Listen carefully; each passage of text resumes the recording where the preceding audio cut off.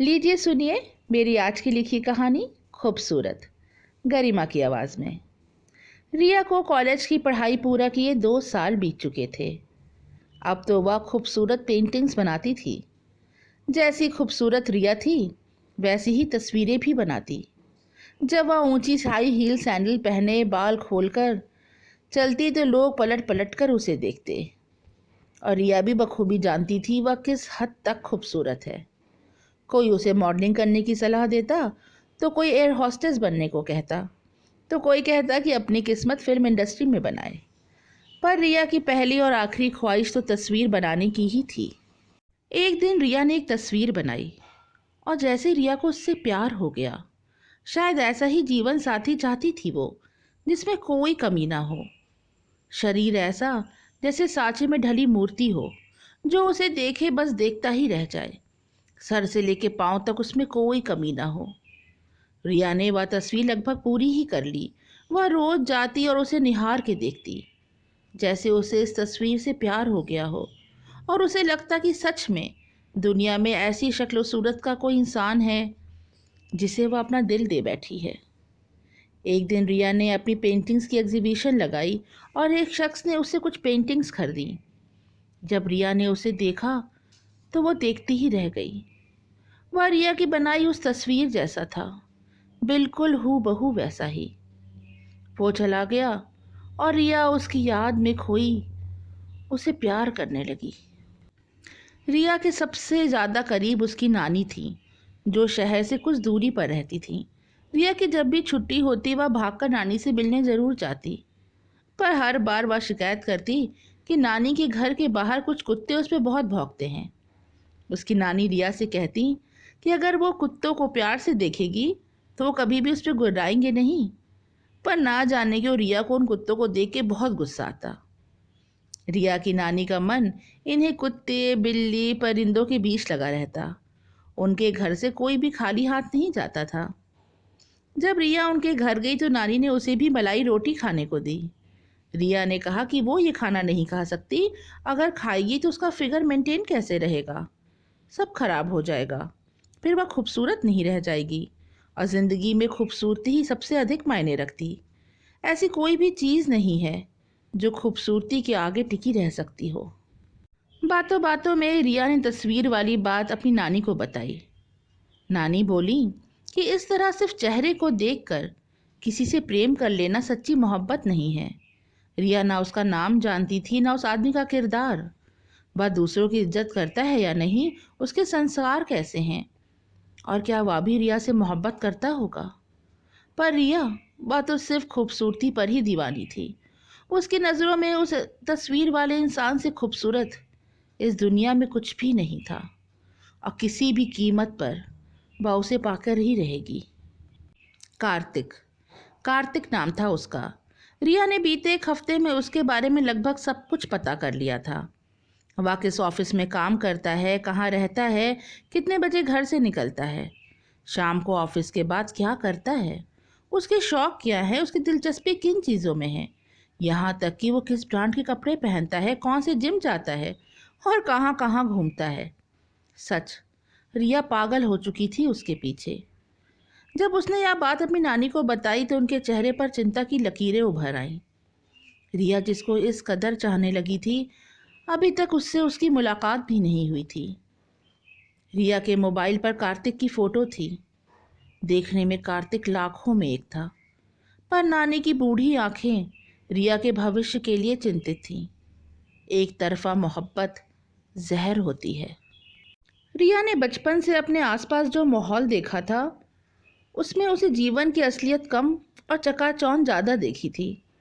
उसने हमेशा अपनी माँ को अपने रूप को निहारते, खुद को संवारते देखा था। उसे याद नहीं कभी उसने अपनी माँ के हाथ का खाना खाया हो, ईश्वर में श्रद्धा रखी हो, या गरीबों की मदद की हो, या फिर ज़रूरतमंदों को इंसान समझा हो।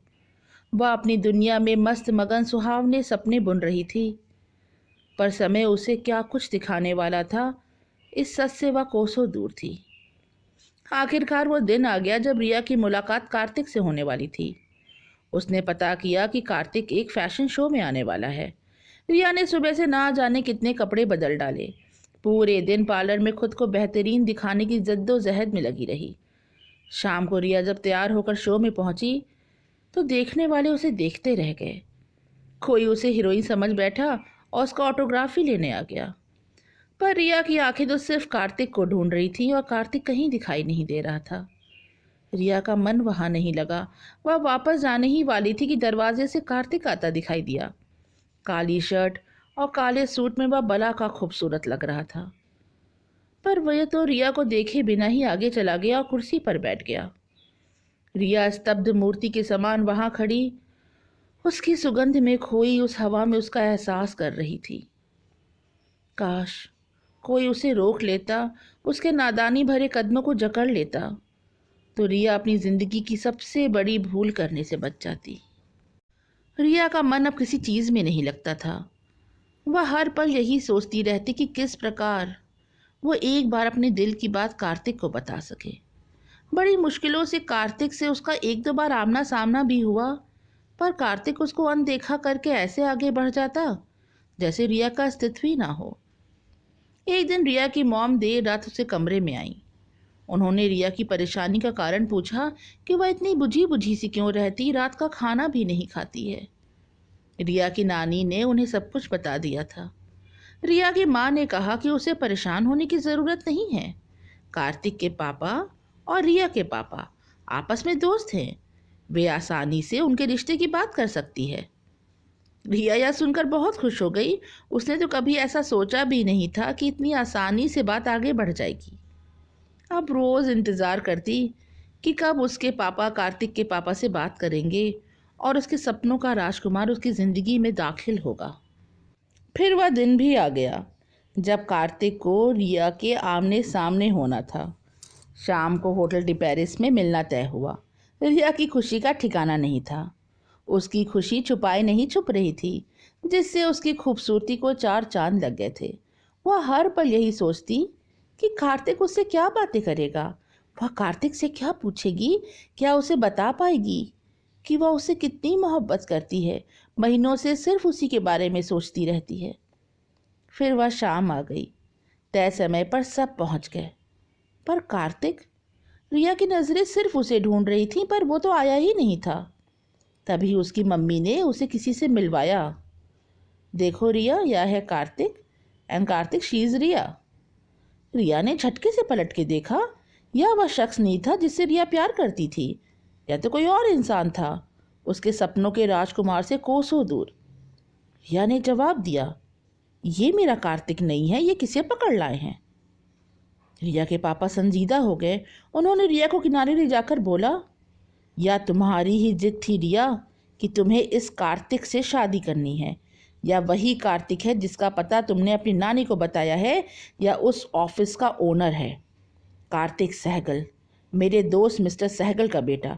यहाँ पर कोई ऐसी वैसी बात ना हो जिससे हमारा रिश्ता खराब हो। हमारे सिर्फ पारिवारिक रिश्ते ही नहीं होंगे, हम व्यापार की दृष्टि से भी एक दूसरे के लिए बहुत इम्पोर्टेंट हैं। पर रिया के गुस्से का ठिकाना नहीं था। वह जोर से बोली, आप किसी भी राह चलते को उठाकर कार्तिक बना देंगे तो क्या मैं उसके साथ शादी कर लूँगी? मेरा कार्तिक अगर चांद है तो यह रास्ते पर पड़ी धूल के समान है। मैं बात नहीं करती किसी ऐसे वैसे से। माँ बाप के लाख समझाने पर भी रिया नहीं रुकी और वहाँ से जाने को उठी। तभी कार्तिक ने उसका रास्ता रोक लिया। उसने कहा, हो सकता है रिया मैं रास्ते की धूल हूँ, जिसे तुम चाहती हो वो आसमान का चांद हो, पर याद रखना समय बदलते देर नहीं लगती। आज जिस तरह से तुमने मेरी और मेरे परिवार की बेइज्जती की है, एक दिन तुम भी इसी तरह रास्ते की धूल बनकर खाक में मिल जाओगी। बड़े ही तल्ख शब्दों के साथ दोनों परिवार वापस घर चले गए। इतनी बड़ी गलती किससे और कहाँ हो गई कुछ समझ में नहीं आया। शायद रिया के सपनों का राजकुमार कार्तिक उसी ऑफिस में काम करता था जहाँ के ओनर से रिया की शादी की बात चल चुकी थी। इस घटना के बाद रिया की जिंदगी से चैन, आराम, सुकून सब खत्म हो गया। एक तरफ उसके दिल में जहां मोहब्बत की लहरें हिलोरे खा रही थीं, वहीं दूसरी तरफ रिया के पिता का रवैया उसके लिए बहुत सख्त होता जा रहा था। वे जल्द से जल्द रिया की शादी ऊंचे खानदान में कराना चाहते थे।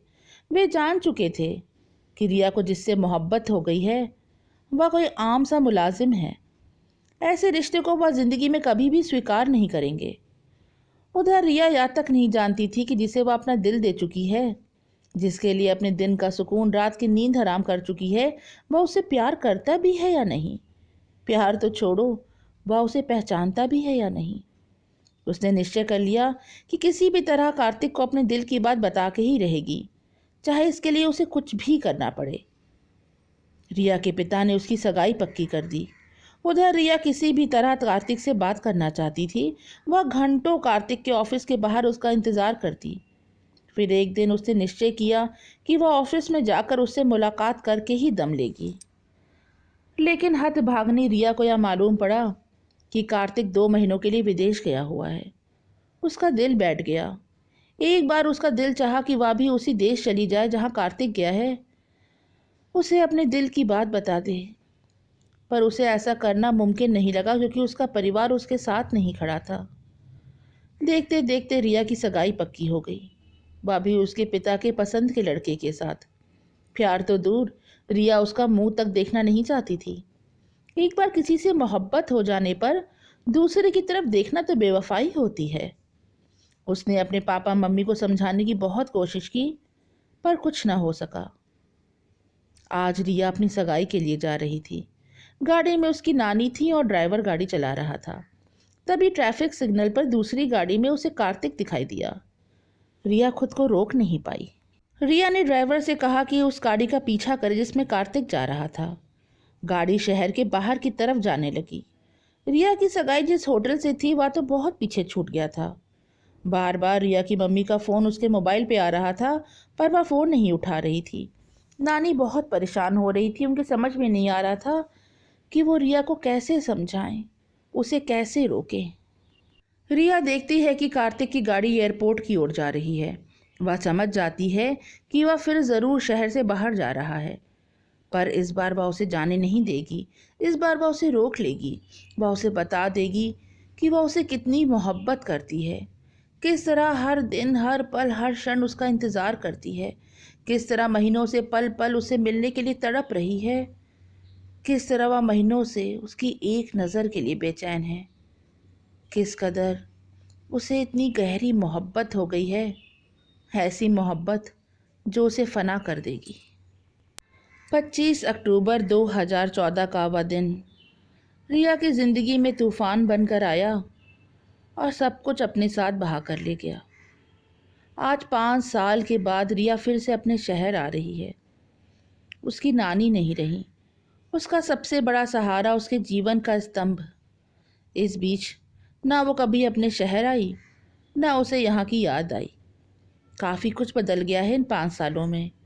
वह शहर, वह सड़कें, घरों की जगह ऊंची ऊंची अट्टालिका ने ले ली है। रिया पहाड़ों पे रहने की आदी हो चुकी है।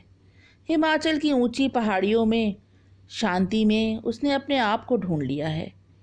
तभी ड्राइवर ने रास्ता पूछा और कुछ ही देर में वो नानी के घर के बाहर पहुंच गई।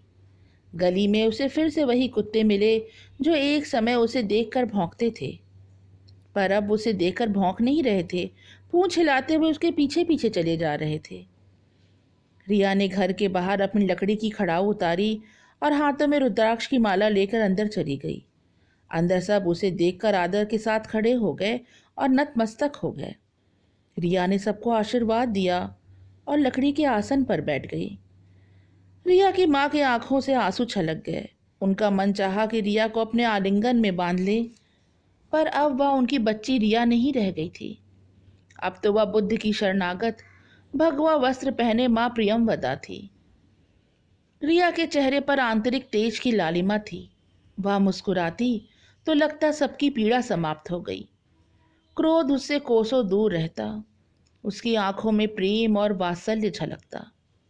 रिया 3 वर्षों से माँ प्रियमवदा के नाम से जानी जाती है और वह हिमाचल की गोद में अपने भक्तों के साथ आश्रम में रहती है। जो भी ज्ञान अर्जन करती है वह कोरे कागज पर लिख देती है, और जैसे ही उसकी लिखी पुस्तक प्रकाशित होती है लोग उसे हाथों हाथ ले लेते हैं। वह एक ही बार भोजन ग्रहण करती है, वह भी स्वयं बनाकर। सात्विक खाना ही उसके जीवन की आधारशिला है। वह इस शहर में आई है तो उसके सम्मान में एक सभा रखी गई है। शाम को सभा समाप्त होने के बाद जब रिया अपनी गाड़ी में बैठने लगी तो एक स्त्री अपने बच्चे को लिए उसकी तरफ आशीर्वाद लेने आई।